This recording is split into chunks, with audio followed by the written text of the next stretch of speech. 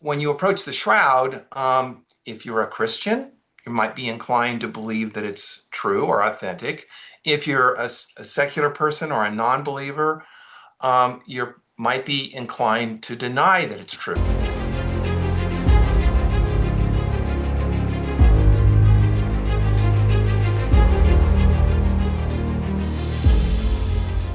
Hey, Guy Powell here, and welcome to the next episode of the backstory on the Shroud of Turin. And of course, if you haven't already done so, please visit guypowell.com and sign up for more episodes. As you know, I am the author of the book The Only Witness, which is a Christian historical fiction tracing a possible history of the Shroud over the last 2 millennia. Today, I'm speaking with David Belz, and he is a longtime Shroud researcher and speaker on the Shroud, and he's done tons of presentations. And in his other life, he was a judge and has some incredibly interesting perspectives on how to treat the Shroud from the standpoint of a court of law. He's also works with and is on the board of the Shroud Center of Southern California, which was originally founded by Gus Aceta. So, Dave, welcome. So good to have you. Before we continue, I want to briefly tell you about my new book, The Only Witness. It's a work of Christian historical fiction rooted in years of serious research into the Shroud of Turin. The story traces what may have happened to the Shroud across 2,000 years of history through war, secrecy, faith, and survival. It puts you right into the story. If you're interested in the historical mystery behind the Shroud and its possible journey over the last 2 millennia, you can learn more and order your copy at guypowell.com or on Amazon. Now let's get back to the podcast. Good to be here. Thank you for asking me. Yeah, absolutely. No, it's always good to get different ways to approach things, and everybody that I talk to always has some really interesting stuff in them. And what I've read from you, it's going to be also very, very interesting. One thing that always comes up, though, I think, is we are searching for the truth, so to speak, and whether it's in daily life or what have you. And I always think of the truth as there's three versions of it, maybe more, but there's my truth, there's your truth, and then there is the truth, and only one person knows the truth. And yet when we talk about the shroud, there's also some other interesting things concerning truth and the shroud. So tell us a little bit about your thoughts on truth.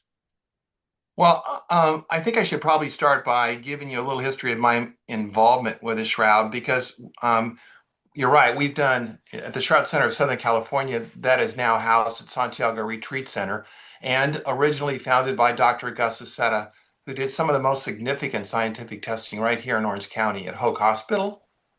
Um, uh, we talk about this a lot during our presentations, and we have presented Shroud to lawyers, doctors, judges, engineers. And one thing I think is true about all of us is we all have a different interest aptitude. We all approach things and see things from a different perspective because this is kind of the way we're programmed. We're all programmed a little bit differently. A scientist and a doctor and a mathematician are probably going to be influenced by one way of seeing things. Somebody like me who was a trial lawyer for 32 years here in Orange County and then was a trial judge. I was actually a bench judge for most of my career on the bench in Orange County. I retired a couple years ago, and now I do private judging. But I've always been a person who is engaged in the law and all of the concepts and principles of our jurisprudence system. My mentor through my entire legal career was somebody by the name of Thomas More. You ever heard of Thomas More? Thomas was a great, great lawyer, orator, legal mind. And he was another one of those who looked at things through the law, but also understood the larger connection that the law may have to, as you said, truth. And especially when it comes to, your role as a lawyer or a judge. And he was a judge as well as a lawyer. So my bias, if you want to call it that, and by the way, we talk about this, I've taught this. We talk about implicit bias. We all are born with a type, as I'm describing, of an implicit bias. As judges, we really have to be aware of our implicit bias. And because we can't use our bias as a thought process when we're in the middle of deciding a case. And when you're a bench judge, not a jury trial judge, I'm not for the most of the time that I was on the bench, I was a bench judge. Interestingly enough, my background was as a trial lawyer with juries, but now I'm a bench judge. Um, you have to be very, very conscious of the fact that you got to listen to the facts, you have to apply the law, and then you have to decide what the truth is in that particular case. And you have to consciously make sure that you're pushing away any kind of implicit bias in the case. And it's actually um, quite refreshing. And I just because I think of my background and my training as a Catholic, and also from the Thomas More perspective, Thomas would never do uh, apply his own personal bias into a situation where he had to make a decision objectively, right? I couldn't understand how you could do the job that I did without applying an awareness. My implicit bias is not something that should be involved here. And then another form of bias is called confirmation bias. And that really applies to the shroud because when you approach the shroud, if you're a Christian, you might be inclined to believe that it's true or authentic. If you're a secular person or a non-believer, you might be inclined to deny that it's true. And so we have that too. How are we applying our biases, our various biases? Yeah, Um, and that definitely comes up quite a bit, and even the critics of the STIRP, the original 1978 STIRP, said that well, that was a Christian. There were only Christians on there, and to some extent, there were a lot of Christians on there, but there were also three Jews, I think, and a couple of potential atheists, and so it's kind of funny because they were accusing the STIRP team of confirmation bias because they were thinking they were all Christians. And yet, those people that were criticizing it were using confirmation bias by saying, well, they're all Christians. And so both sides had confirmation bias there. and for sure, if if any of you knew Barry Schwartz, he definitely had confirmation against it bias. He was sure it wasn't real, and he thought it was really a great idea that he could get a free trip to Turin, all expenses paid, and it would only last, a day or so, and then they would figure out that it was an artist. And he realized right away, well, maybe it's not going to be that simple. But you're right; it's an important process, and I guess the question for those who may have a confirmation or a denial of authenticity is the question is why? Uh, because this thing has been studied more than anything else. I mean, I have so many articles in my folders on the shroud. I mean, several hundred. It's been tested and tested and tested. Why wouldn't that provoke curiosity? To me, it's a curious thing. How are you not curious about this thing? Why would you not be curious about this thing? Because it's unlike any artifact or physical object that I think we've ever seen. There's nothing that compares to it.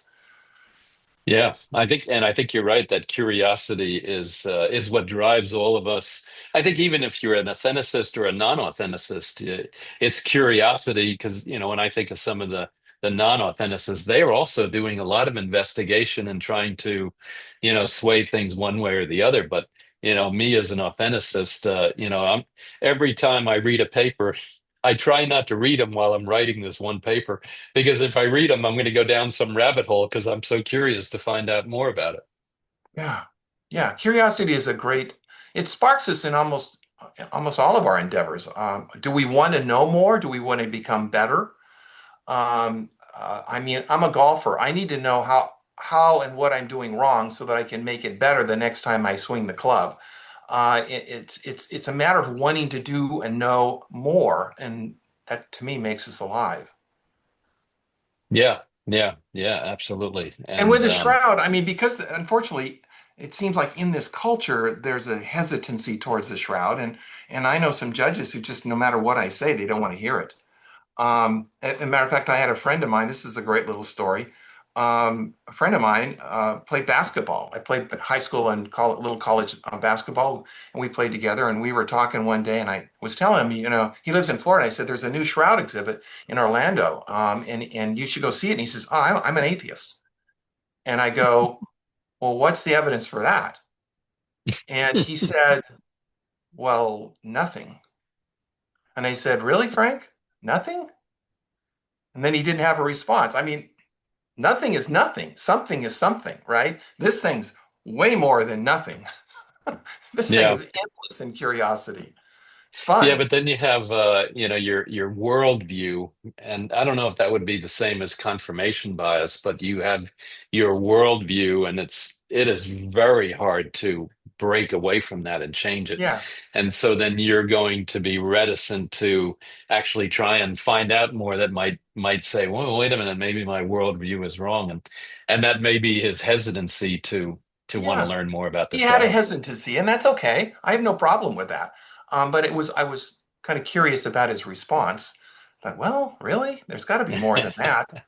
And yeah, I mean, when you think about it, if the shroud's authentic, and we'll never know for sure whether it's authentic. I mean, certainty is not the measure, right?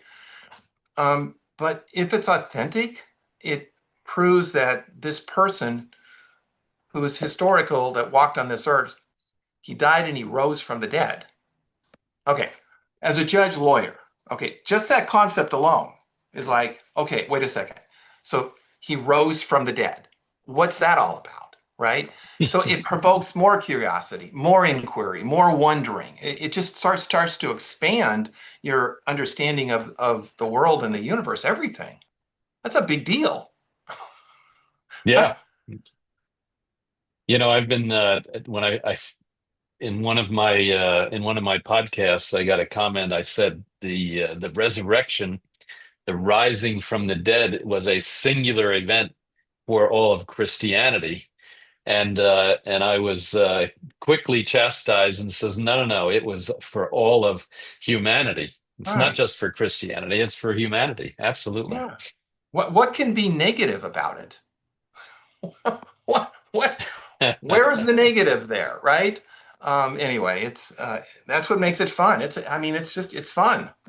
Yeah, And yeah. as people get involved and they start looking at it closer and closer, it becomes fun for them too. And that's kind of one of my objectives is provoke some curiosity. Get into this. Yeah, learn more, find out more. Just go down a rabbit hole and see what you find out.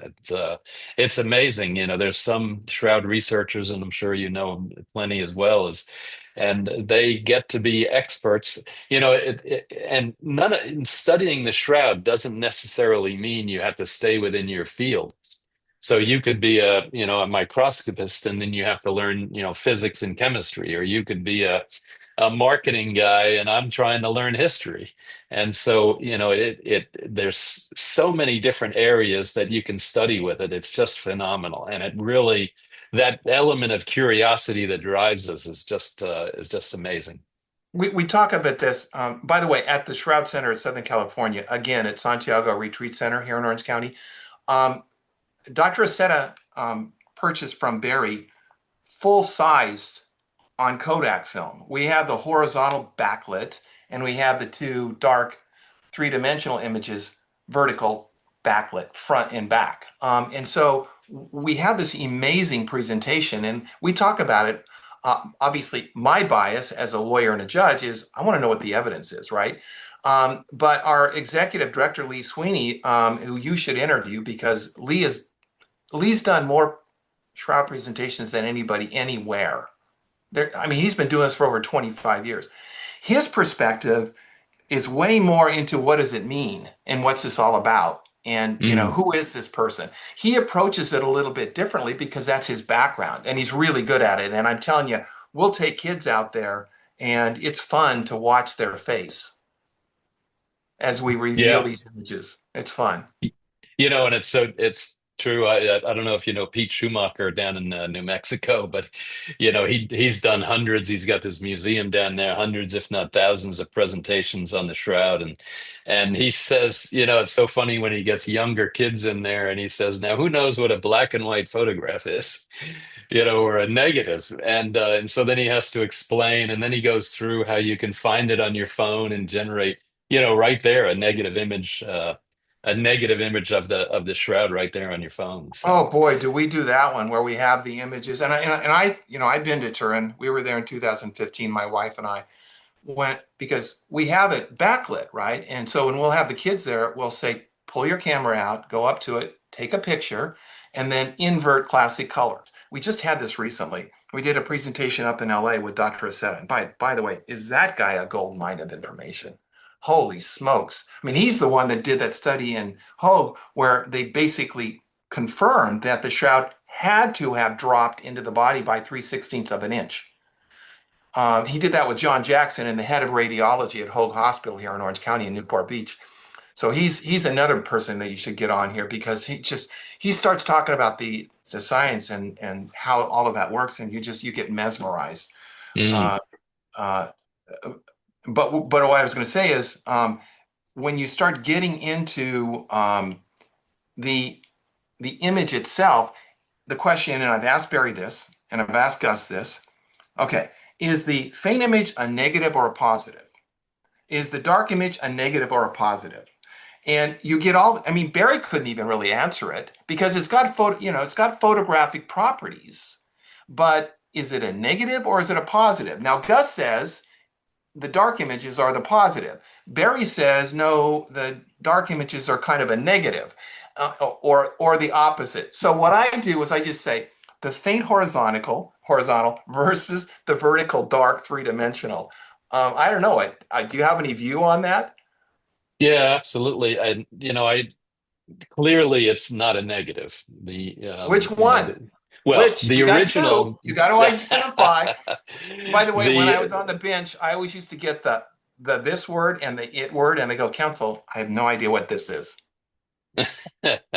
the original sepia toned actual cloth, that one to me it has negative qualities. Then when you do this thing on your iPhone, and I can't remember what you called it, but when you do that, you get the negative of an image that has negative qualities. However, what's missing on the black and white, this now negative of the negative, it's not necessarily a positive. And the reasons, I think the biggest one is that the hair is black on the black and white. Whereas if he had black hair, I mean, maybe he had white hair, but if he had black hair, then that negative of that would turn white. And so there's a couple of areas where it does look like it has negative kind of qualities. And there's some areas that looks like it has positive kind of qualities. So Yes. I think it's more a question of to me it's how our eyes perceive the differences in color. So this is going way back. I remember reading something and it said that our eyes are very well attuned to being able to differentiate different shades of green. And that makes sense because most of the earth is covered with green kind of stuff and trees and leaves and grass and this and that, and so we have to be able to differentiate those. So when we see something in tan, brown, sepia tones, our eyes are not as good at being able to differentiate the colors. Number one. Number two, we are much better at differentiating the colors if we see black versus white versus gray. And so that's then why when Secundo Pia took that first photograph and had the negative, he says, "Oh my God, that's my God." That the differences in the tones really came out. And I think that's what it is. It's kind of more a case of how well our eyes perceive the differences in the colors than it is whether it's a positive or a negative or a Well, let's something just else. call it the dark image and the light image. All right, sounds good. That'll be Or easy. light or faint. But yeah, the Yeah, yeah. horizontal is the light or faint. But, from our perspective at the Shroud Center, I mean, the all-star images are the dark images, the three-dimensional, where you Yeah. can Yeah. really see everything. Yeah. That's when we turn the lights on to the backlit lights on that and expose those in the presentation, which is always at the end, right? Um, that's when it kind of gets people. I mean, I had the presiding judge of one of our courts of appeal literally have to sit down when boom, there it is, and you can see him. And it's just like, whoa. And the thing that's remarkable, and I'm sure you know this, but maybe some people don't, there's a deeper resolution in the face on that image. The face stands out. And when you get close to the face on that image, it kind of gets blurry. When you step back, it starts Right. to become more defined. I don't think that's by accident. I don't think that's by accident because we relate to one another by visualizing what? One Yeah. It's the another's face. face. Yeah. That's Absolutely. that's a relational connection that we were born with. It's relational. So the face stands out, and the face, we start to see this person in this image with a deeper resolution, and that person starts to kind of become somebody that we can connect or relate to. Yeah. Yeah.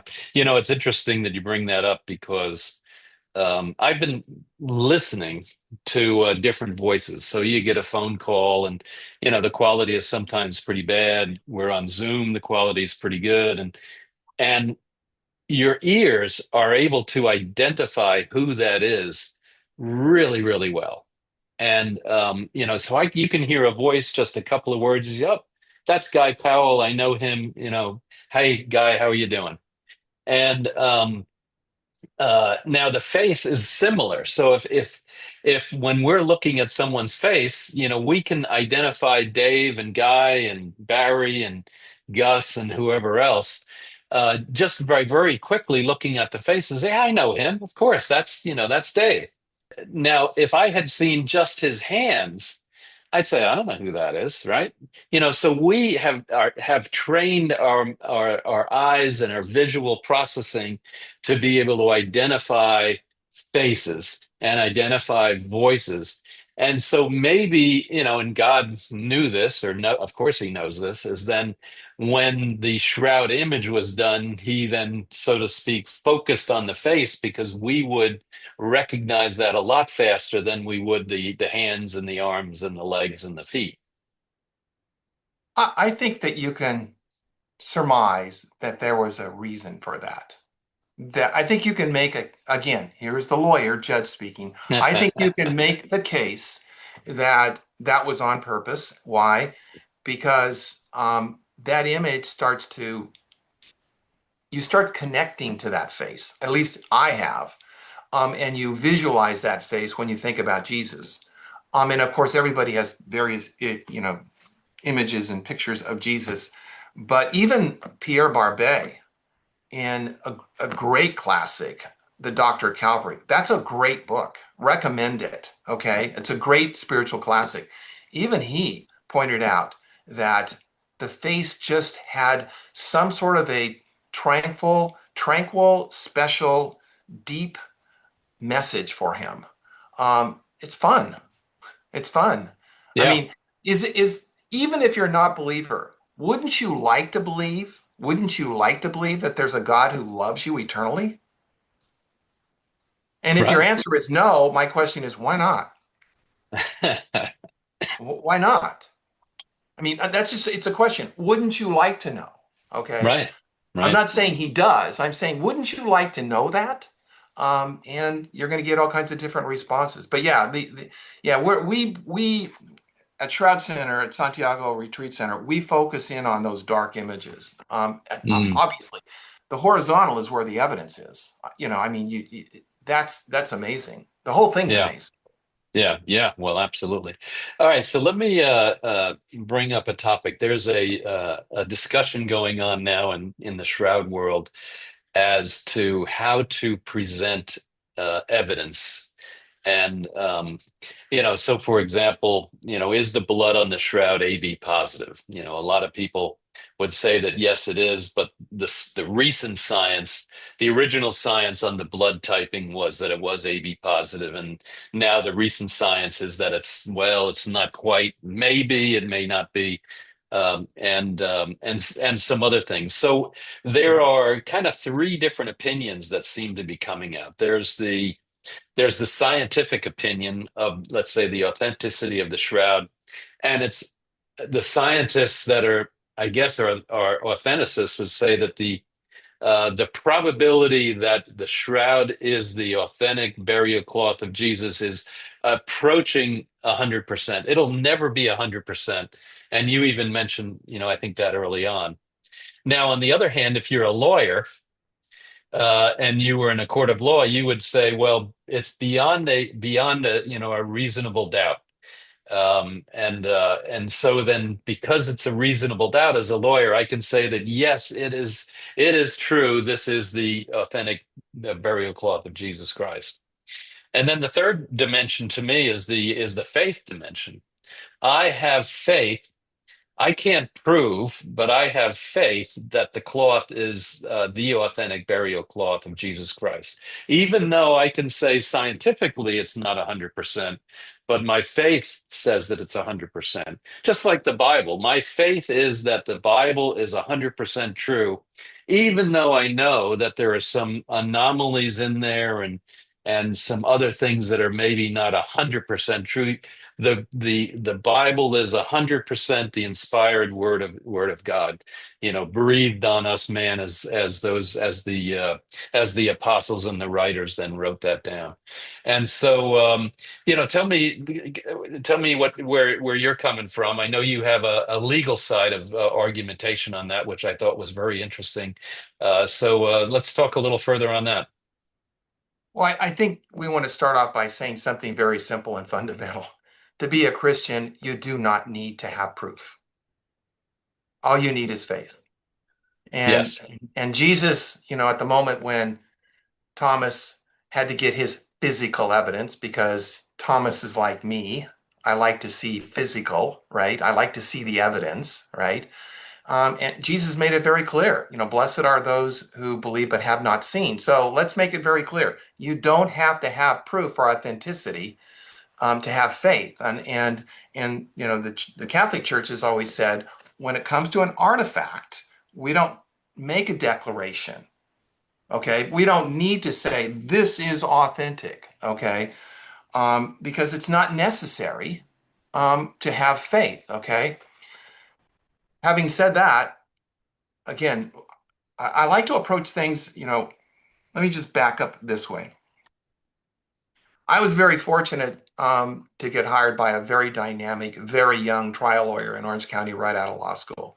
He taught me how to try a case. And what he taught me was, if you're going to be an effective trial lawyer, you have to know how to tell a story. It was about a story, storytelling, okay? So, and why is that? Because we as human beings, we relate to things if they make sense to us, if there's a story behind them. We follow things if there's a story. So the question with the shroud is not singular to whether science says it's true or not. Science by its very nature, and I have so many quotes here from different people, scientists who say science tests. It doesn't arrive at the truth. It arrives at a result from testing a hypothesis, that then they get a result. And if that result is not testable, then it's not science, because then science goes on and wants to be able to test some more. I mean, that's why they've tested the shroud so much, is because science is curious and it always wants to continue to test, to test, to test. And so in one of my PowerPoints, I point out that we have three ways to arrive at truth. One of them is science. One of them is theology, which looks to understand transcendent truth. And then the third is the law. And, in this country, we have an amazing judicial system whose rules are rooted in our tradition of understanding what fairness and justice and due process and equal protection and all of those amazing principles that our Constitution and Declaration gives us that oftentimes people don't appreciate. So I approach it understanding that science, we keep waiting for science to give us the answer. Why? Science will never give us the answer. As a matter of fact, science has pretty much made the case for authenticity because of the amount of testing and the fact that science does not have an explanation. We'll talk a little bit more about that in a minute. So I approach it and go, look, we have three ways to know truth. Theology, which is obviously broad and somewhat vague, but it gets into transcendent, bigger things like, what is truth? Pilate's famous question to Jesus, what is truth? He had no idea what that was. He was pagan. What is truth, right? So it talks about transcendent truth. Then we get into science, which takes a hypothesis, has observation and testing, and comes up with a result. So now let's talk about the law. What do we do in the law? Well, first of all, in a legal case, in a trial, I was instructed by the law, the jury instructions, that I had to consider all of the evidence before I arrived at a conclusion. And I would tell the lawyers all the time, guys, counsel, I haven't heard the other side. So I need to hear the other side. So I have heard both sides. Then I'll process all of the evidence, apply the law, and come up with my findings on this case, okay? And I don't want to get too deep into this, but here are some of the principles that jurors, and by the way, I used to do the jury orientation in Orange County where I would try to explain to jurors why it was so important, why they were there in this system. By the way, how many countries in the world have a jury trial system like we do? Name one. Yeah, I don't know. Uh, I don't know. you're not going to find it, okay? Does England Because have how similar is England to no, they don't have one huh? like we have one. And why is it? Because on the wall in the jury orientation room in Orange County, it says, "We the people." We get to do that. Okay, that's an amazing gift that we have in our system. But when you get into the law, what we talk about is we talk about the totality of the evidence, and the law is really clear. And let me read a couple jury instructions to you. Let me grab these. Because again, because I was a trial lawyer, this stuff was just second hat to me when I became a judge. Direct evidence. Direct evidence. And this is I'm just going to cite to you the jury instructions, the civil jury instructions, not criminal, because criminal's got its own line. Civil jury instruction in California 202. Direct evidence. If you saw a jet fly across the sky, that is direct evidence that the plane flew across the sky, right? You saw it. There it is. Okay. However, if a witness said that he saw only a white trail that jet planes often leave, what would you call that?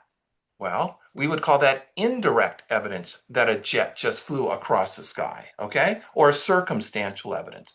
Circumstantial evidence under the law, as far as the law is concerned, it makes no difference whether evidence is direct or indirect, whether it's direct evidence or circumstantial evidence.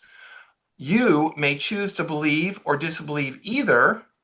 Whether it is direct or indirect, you should give every piece of evidence whatever weight you think it deserves. So that's a really important concept because with the shroud, there's direct evidence and there's circumstantial evidence. Probably more on the history side is circumstantial evidence, but some of it is direct.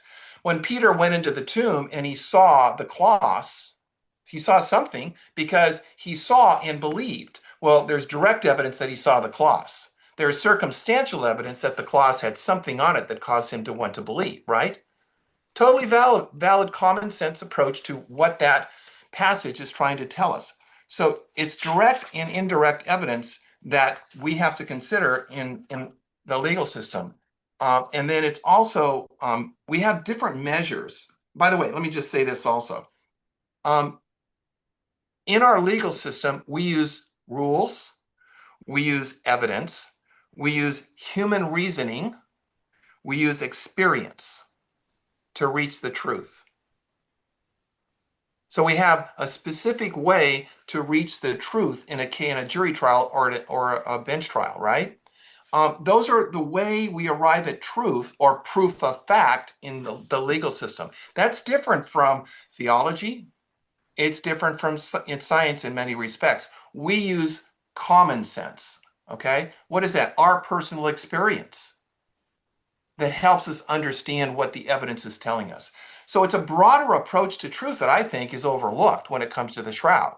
From my perspective, the evidence, oh, by the way, let me just say this because it's really important that we clarify something. I did 4.5 years of a lot of criminal defense work, big cases, okay? And that's a different system than the civil system because in our country, everyone is presumed to be innocent. So the standard of proof that we use in a criminal is the weight or the burden is the DA or the prosecutor has to meet the burden of proof beyond a reasonable doubt.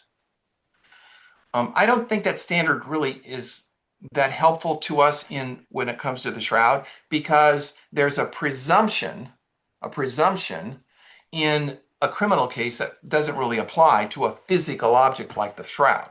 The shroud is like a physical object that you would bring into a courtroom in a civil case and have the jury decide what the evidence was for or against its authenticity, okay?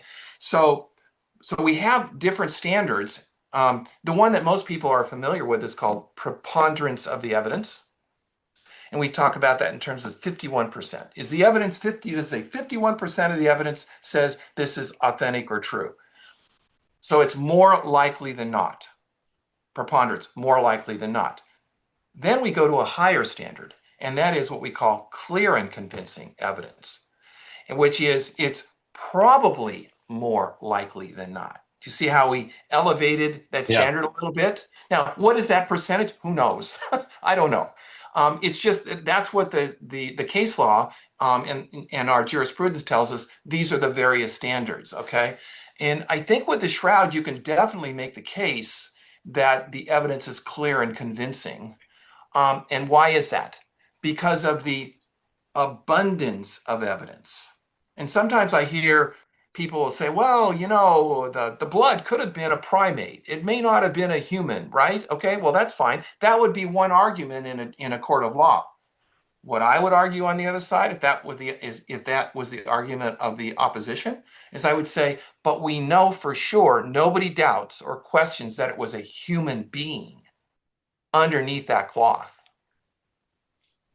So if you say, well, it may not be this or it may not be that, there's circumstantial evidence that the blood on that in this particular place, okay, relating to the body, and by the way, with the shroud, it's consistent with the gospel narrative about the passion, just perfectly connected, right? What's the possibility that it was an ape? And here's a really good one. This is one of the ones I love to use in a presentation.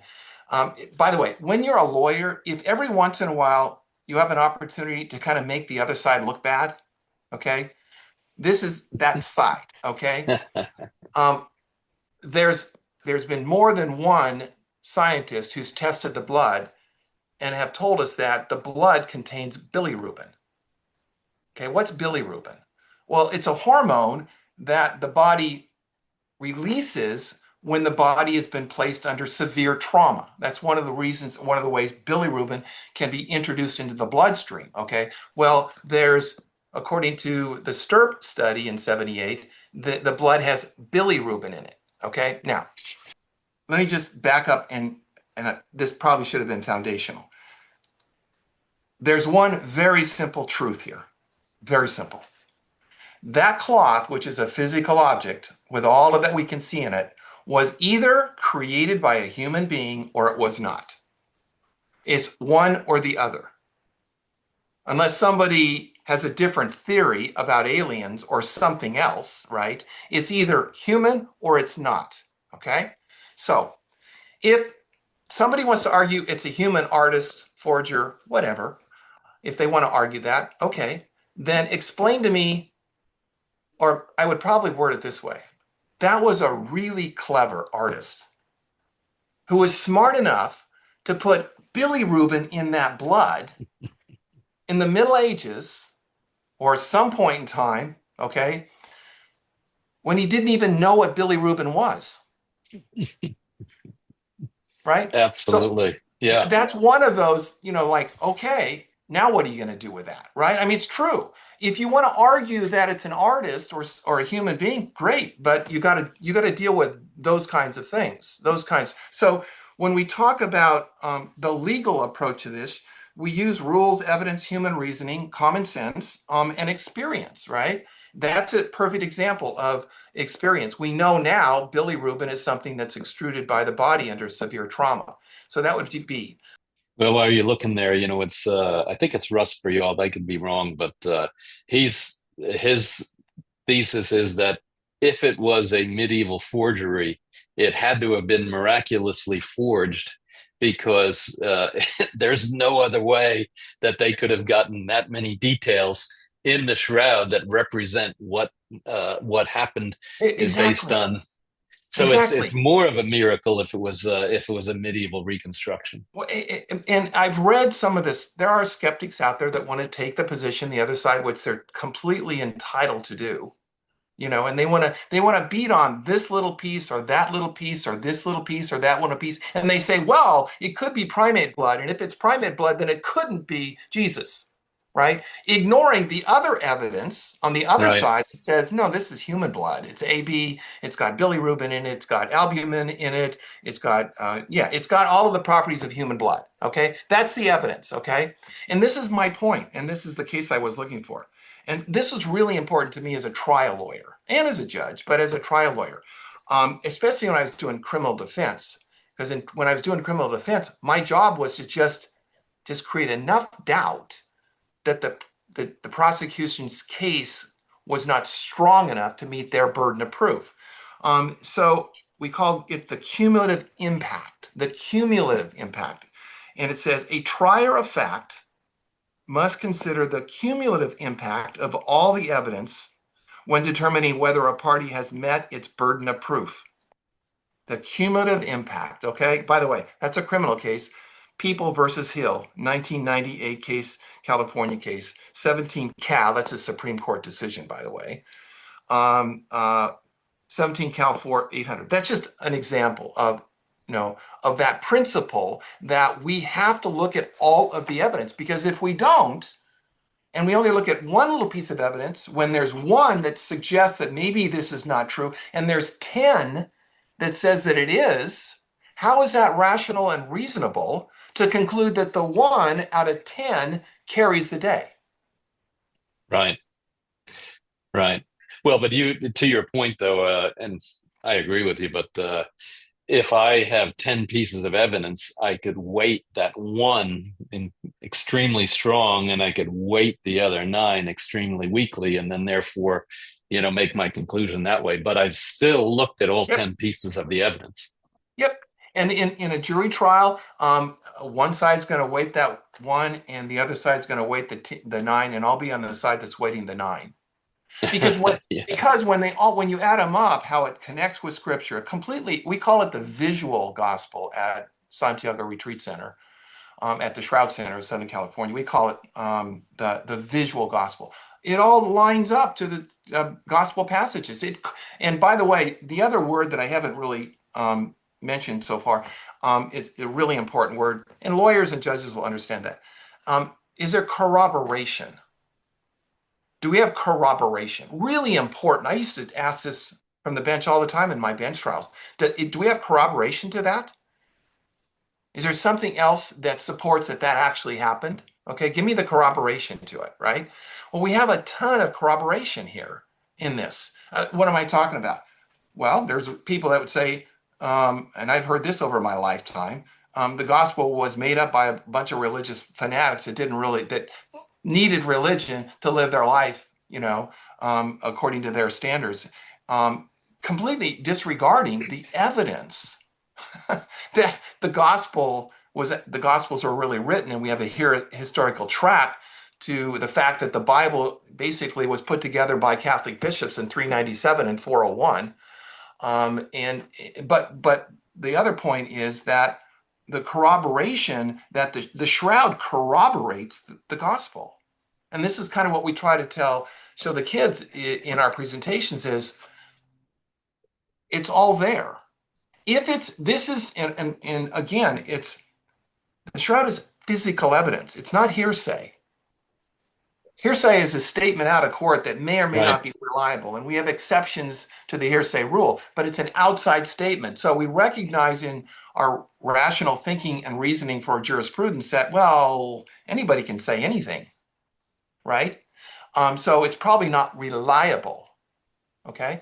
But when you have a physical object, it's physical. You can look at it and see it and then talk about it. So anytime in a case where you have physical object to prove something, like a gun in a criminal case where you have bullet fragments that match this gun, you have the gun, the physical evidence of the weapon that was used in the crime, right? So yeah, if you apply legal standards, it's you see it differently. Yeah. Yeah. Absolutely. Absolutely. I like though, I don't know how I would be if I were on a on where you said the preponderance of the evidence, 51% versus 49%. Um, in the line of work that I do, there's a lot of uncertainty. I can't predict the future. I could say, well, and tomorrow most likely it's going to be sunny, but there's a chance of rain, right? But the probability is, let's say, 90% based on all the facts that I have before me. But there's still that 10% of uncertainty. And so on the preponderance of evidence, 51% plus or minus 10%, 49% plus or minus 10% puts me in some kind of an overlap. And I as somebody trying to decide, I would have a lot of trouble with that. I can't remember what the other one was. It was preponderance of the evidence, and then there was something else I did where you Clear had to and have the convincing. clear and Clear and convincing. Now that convincing. makes, yeah, and that makes a lot of Probably, sense. Yeah. probably more likely. Now remember, more likely than not, it's a good phrase, more likely than not, that is preponderance. Probably more likely than not, clear and convincing. Mm, yeah. And that to me is and I think there is clear and convincing evidence. If it were 51% to 49%, then that's kind of in the middle. It's kind of like somebody saying, well, I can predict, how the dice are going to fall 5 times in a row. And, and there's a certain probability of that, but there's a huge probability you're going to get it wrong. If I get the next one right, well, that might have just been luck. That's like 50%. But if I get, 3 or 4 in a row, then, after I get a handful in a row, then I can say, yeah, okay, maybe he can tell the future on this stuff. So, and that's where I think, that difference, the real difference is the clear and convincing, and then applying it to the evidence of the shroud is definitely clear and convincing evidence of the authenticity of the shroud. I think you can make the case, and again, like the way we presented at the Shroud Center of Southern California is we let the visitor decide.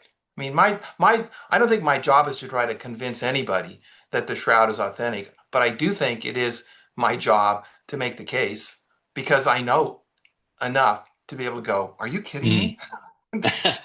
The evidence is amazing. It's Yeah, amazing. It's yeah, and yeah. again, to me, it's like this is fascinating. Yeah, absolutely. And my curiosity is there in every dimension, and I want to learn more and study more and figure out little things even further. We've got only a couple of minutes left. Any last thoughts before we close? Um, yeah, going back to the curiosity thing, um, Nikola Tesla, you know who Nikola Tesla was, Yeah. the metaphysicist, obviously in the category of the Einsteins. He was he reportedly said something that caught my attention one day. He was because he looked at the bigger picture, that is the universe, right? And by the way, in a recent story, and I would encourage anybody to do a little Google research on this, mathematicians are now starting to say that there's mathematical formulas that might confirm omnipresence in the universe. Let me Hmm. say that again. There's mathematical formulas that are now coming forth that are suggesting that they can confirm omnipresence in the universe. Hmm. Okay. I mean, that alone is like, what? It's one thing to be taught that in catechism. It's another to have a scientist say, well, you know what? I think we might be able to prove it. But Tesla said something that was really interesting. And he said something to the effect, once science moves beyond just natural phenomenon and starts to study supernatural or non-natural phenomenon, it will progress more in 10 years than it has in its entire history. What's he saying is there's stuff out there that we have no idea how big it is and what it is and where it might lead us. Why are we limiting ourselves to atomic matter on this earth, which Yeah, limits itself? yeah, yeah. Well, and of course, there's atomic matter, and then there's dark energy somewhere in dark matter. I don't know. There's all kinds of stuff out there. David, this has been phenomenal. I really learned a lot, and I appreciate the clear and I think it was clear and concise, Clear clear and and convincing. convincing. Clear and Clear and convincing. convincing. I'm going to remember that. That's the way I really appreciate that, and definitely great to have you on. So, where can folks learn more about you and the Santiago Shroud of Turin Center? Well, we were early on, so we got one of the best website names. It's called shroudcenter.com. Very good. Shroudcenter.com. Pretty simple. And it's got, we don't have a large website. We have an efficient website where we just give enough information that sparks curiosity. Because if you really want to get deep, go to shroud.com, right? And again, we're at Santiago. For those of you that are in Southern California, come and visit us at Santiago Retreat Center in Silverado Canyon, just south of Irvine Lake. And again, Wonderful. we have a modest, simple shroud center. I mean, you know now that we have a $4 million shroud exhibit in Orange County, right? Right. Um, Ours is modest and simple, but really powerful. Yeah, yeah. Well, and plus you've got some great folks leading it, Gus Aceta and you and And Lee Lee, Sweeney and a bunch of others. That is just, it's that expertise that can hopefully stir the minds of the next generation to want to learn more and be curious about the shroud. right, right. Yeah. Wonderful. David, thank you so much. Really appreciate it. And for the audience, definitely stay tuned for more episodes on the backstory of the Shroud of Turin. And please visit otherwise guypowell.com and find out more about some of these, about all of these episodes. And if you get a chance and you're in Southern California, definitely go to shroudcenter.com and learn and find out more about the Santiago Center for the Shroud. Really appreciate it. Thank you, David. You're welcome.